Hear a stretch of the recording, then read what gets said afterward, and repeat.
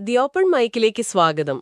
ഈയിടെ എൻ്റെ ഒരു IT ഫീൽഡിലുള്ള ഒരു സുഹൃത്തില്ലേ, ആളുമായി സംസാരിച്ചപ്പോൾ ശരിക്കും പറഞ്ഞാൽ കുറേ കാര്യങ്ങൾ പുള്ളി പറഞ്ഞു. അതായത് ഈ IT മേഖലയിൽ ഇപ്പം നടക്കുന്ന വലിയ മാറ്റങ്ങളല്ലേ, പിന്നെ അവിടുത്തെ എന്താ പറയുക വെല്ലുവിളികൾ, അതിനെക്കുറിച്ച് നിങ്ങളുമായിട്ടൊന്ന് സംസാരിക്കണം തോന്നി. അതാണ് നമ്മൾ ഇന്ന് ഈ വിഷയം എടുക്കാൻ കാരണം. അപ്പോൾ വിഷയത്തിലേക്ക് കടക്കാം അല്ലേ.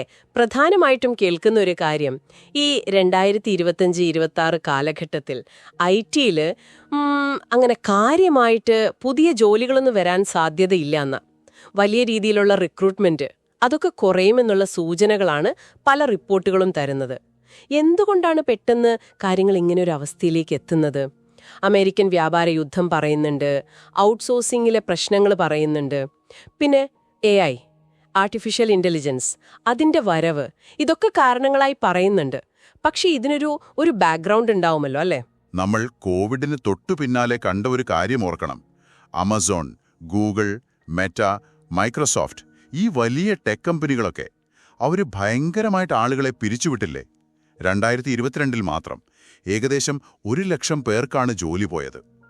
അന്ന് കാരണങ്ങൾ പലതായിരുന്നു.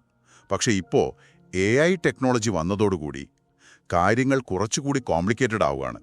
കമ്പനികൾ അവരുടെ ശ്രദ്ധ പിന്നെ ഇൻവെസ്റ്റ്മെൻ്റൊക്കെ AI കഴിവുകളിലേക്ക് മാറ്റുന്നു.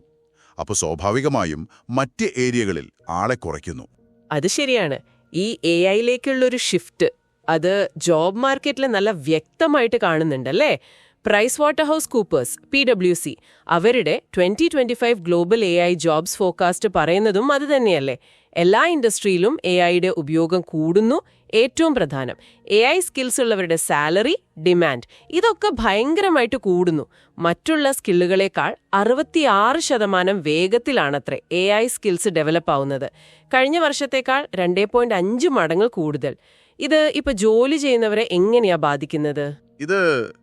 ഇത് IT-യിലുള്ള ജീവനക്കാർക്കിടയിൽ വലിയൊരു ഒരു അങ്കലാപ്പാണ് ഉണ്ടാക്കിയിരിക്കുന്നത്.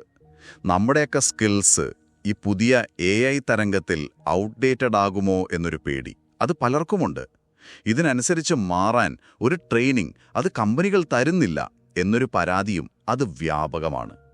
സിഗ്നൽ ഫയർ എന്നൊരു റിസർച്ച് സ്ഥാപനമില്ലേ, അവരുടെ കണക്കുകൾ നോക്കുമ്പോൾ ഇത് ശരിയാണെന്ന് കാണാം. വലിയ ടെക് കമ്പനികളിലൊക്കെ നിയമനം 2019 അപേക്ഷിച്ച് 50%-ലധികം കുറഞ്ഞു. പുതിയ ബിരുദധാരികളെ എടുക്കുന്നത് 15% നിന്ന് വെറും 7%.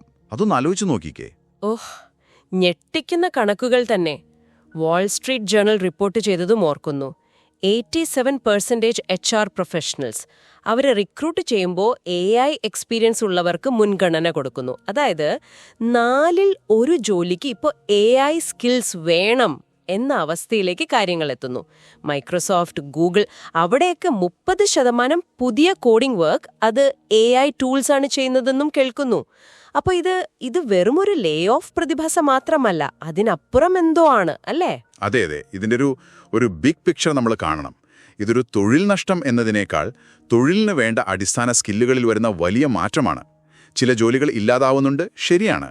പക്ഷെ അതേസമയം AI-യുമായി ചേർന്ന് വർക്ക് ചെയ്യാൻ പറ്റുന്നവർക്ക് അവർക്ക് പുതിയ അവസരങ്ങളും വരുന്നുണ്ട്. പക്ഷേ ആ ഒരു മാറ്റമില്ലേ, അതിനനുസരിച്ച് എല്ലാവർക്കും മാറാൻ പറ്റുമോ? അതാണ് ചോദ്യം. സിഗ്നൽ ഫയർ പറയുന്ന പോലെ ലോകം മുഴുവൻ AI കാരണം ജോലി നഷ്ടപ്പെടുന്നതും പുതിയ നിയമനം കുറയുന്നതുമായ ഒരു ട്രെൻഡാണ് കാണുന്നത്. ഇതിന്റെ ചില പ്രാക്ടിക്കൽ ഉദാഹരണങ്ങൾ നമ്മൾ കാണുന്നുണ്ടല്ലേ. IBM അവരെ ഏകദേശം 8,000 പേരെ പിരിച്ചുവിടാൻ കാരണം അത് ഓട്ടോമേഷൻ ആണെന്ന് പറയുന്നു. ഇമെയിൽ അയയ്ക്കുക, സാലറി കാൽക്കുലേറ്റ് ചെയ്യുക, ടാക്സ് കാര്യങ്ങൾ നോക്കുക, ഇങ്ങനത്തെ ജോലികളൊക്കെ AI ഏറ്റെടുത്തു. അതാണ് കാരണം. അതായത് ഡയറക്റ്റ് ഹ്യൂമൻ ഇന്റർവെൻഷൻ വേണ്ടാത്ത ജോലികൾ അതൊക്കെ AI-ക്ക് കൊടുക്കാനാണ് IBM നോക്കുന്നത്. ഇത് IBM-ൽ മാത്രമുള്ള കാര്യമാണോ? അല്ല, മൈക്രോസോഫ്റ്റിലും ഇത് തന്നെ നടക്കുന്നുണ്ട്. അവിടെ പിരിച്ചുവിടൽ കൂടുതൽ ബാധിച്ചത് സോഫ്റ്റ്വെയർ എഞ്ചിനീയർമാരെയാണ്. അതിലെ ഒരു തമാശ എന്താന്ന് വെച്ചാൽ അവർ തന്നെ ഡെവലപ്പ് ചെയ്ത AI സിസ്റ്റംസ് അതാണ് ഒരു തരത്തിൽ അവരുടെ ജോലി പോകാൻ കാരണം. ഏകദേശം 6,000 ജീവനക്കാരെ ഇത് ബാധിക്കുമെന്നാണ് കണക്ക്. ഇതിൽ 40%-ൽ കൂടുതൽ വാഷിംഗ്ടണിൽ നിന്നുള്ളവരാണ്. അപ്പോൾ ഇതൊരൊറ്റപ്പെട്ട കാര്യമല്ല. ഇൻഡസ്ട്രിയിൽ മൊത്തത്തിൽ നടക്കുന്ന വലിയ മാറ്റത്തിന്റെ സൂചനയാണ്. ഇന്ന് നിങ്ങളെപ്പോലുള്ളവർ എന്താണ് ഇതിൽ നിന്ന് മനസ്സിലാക്കേണ്ടത്? 2025-26 അവസരങ്ങൾ കുറഞ്ഞേക്കാം, പിരിച്ചുവിടൽ തുടർന്നേക്കാം, അങ്ങനെയുള്ള പേടികളൊക്കെയുണ്ട്. എന്താണ് ഇതിനൊരു പരിഹാരം പോലെ കാണാൻ പറ്റുന്നത്? ഇവിടെ ഏറ്റവും പ്രധാനപ്പെട്ട കാര്യം മാറ്റങ്ങൾക്കനുസരിച്ച് നമ്മൾ മാറുക എന്നുള്ളതാണ്. അപ്ഡേറ്റഡ് ആവുക, പുതിയ സ്കിൽസ്, പ്രത്യേകിച്ചും AI റിലേറ്റഡ് ആയിട്ടുള്ള കഴിവുകൾ അത് നേടുക, എപ്പോഴും പഠിച്ചുകൊണ്ടിരിക്കുക.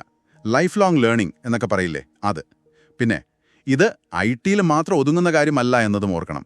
ഈ ഓട്ടോമേഷൻ്റെയും AIയുടെയും സ്വാധീനം ഇത് മറ്റ് പല ഇൻഡസ്ട്രികളിലേക്കും വർഷങ്ങളിൽ വരും, ഉറപ്പാണ്. അതുകൊണ്ട് തന്നെ നിങ്ങൾ ഏതു മേഖലയിലാണെങ്കിലും വളരെ ശ്രദ്ധയോടെ കാര്യങ്ങൾ കാണണം, അതിനനുസരിച്ച് തയ്യാറെടുക്കണം. അത്യാവശ്യമാണ്. ഇവിടെ ഒരു പ്രധാനപ്പെട്ട ചോദ്യം വരുന്നുണ്ട്. AI ഓട്ടോമേഷൻ ഇങ്ങനെ കൂടുമ്പോൾ മനുഷ്യന് മാത്രം പറ്റുന്ന ചില കഴിവുകളില്ലേ? നമ്മുടെ ക്രിയേറ്റിവിറ്റി, ക്രിട്ടിക്കലായിട്ട് ചിന്തിക്കാനുള്ള കഴിവ്, ഇമോഷണൽ ഇൻ്റലിജൻസ്, ഇതിനൊക്കെ കൂടുതൽ പ്രാധാന്യം കിട്ടുമോ? അതോ അതും ഒരു കാലത്ത് AI ഏറ്റെടുക്കുമോ? നമ്മളെല്ലാവരും ഒന്ന് ആലോചിക്കേണ്ട കാര്യമാണ്. IT മേഖലയിലെ ഈ മാറ്റങ്ങളെയും വെല്ലുവിളികളെയും കുറിച്ചുള്ള നമ്മുടെ ഈ സംവാദം നമുക്കിവിടെ തൽക്കാലം നിർത്താം.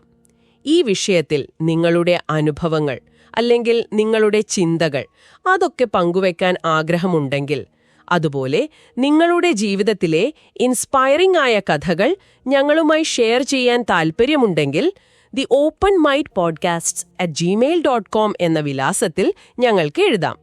ഈ ചർച്ച ശ്രദ്ധിച്ച് നിങ്ങൾക്കെല്ലാവർക്കും നന്ദി.